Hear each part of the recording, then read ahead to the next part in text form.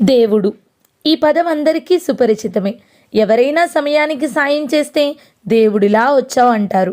Showrooms వాళ్ళు కస్టమర్స్ని దేవుడిగా, cinema వాళ్ళు ప్రేక్షకుల్ని దేవుడిగా భావిస్తున్నారు.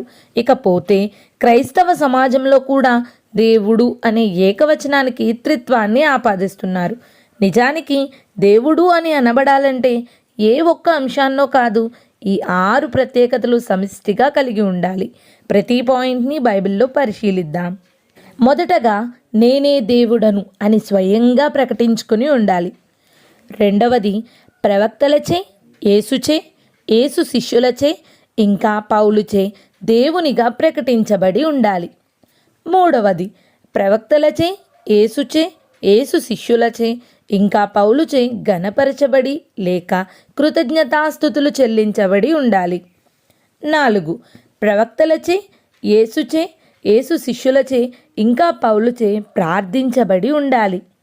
5 తనకు పోలిక కలిగిన మరొకడు లేనివాడై ఉండాలి.